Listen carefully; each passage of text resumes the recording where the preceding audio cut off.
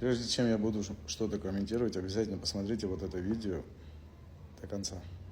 У нас принято решение, президент России выделил деньги, это 54 миллиона на год, для того, чтобы каждый учитель русского языка в Абхазии получал 5 тысяч доплаты ежемесячно. Вадр Зурабович принял аналогичное решение, что 5 тысяч рублей будут получать все учителя абхазского языка. Кроме этого, президентом России выделены деньги на то, чтобы в Абхазии могла быть введена такая же система, у нас называется в России навигаторы детства или советники по воспитанию, когда в каждой школе есть человек, который отвечает не за обучение по какому-то предмету, а за воспитание.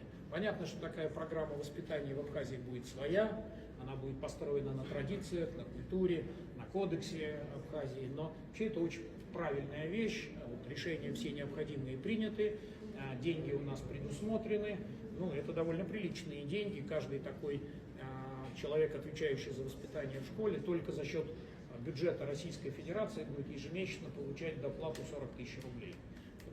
Хорошие, значимые деньги.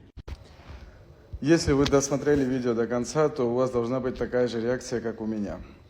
Какие нахрен воспитатели в школе?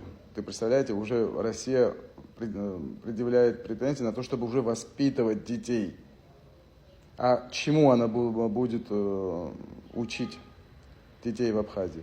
Что Россия – это единственная чистая сила на земле, а грузины – это враги. Ну, это же понятно, что главная цель будет этим. И полностью, чтобы дети отходили от местных обычаев, традиций и максимально интегрировались в русское общество. Воспитатели в школах. Это просто уму непостижимо. Я бы на месте школьников чувствовал бы себя, не знаю, как-то оскорбленным, что ли.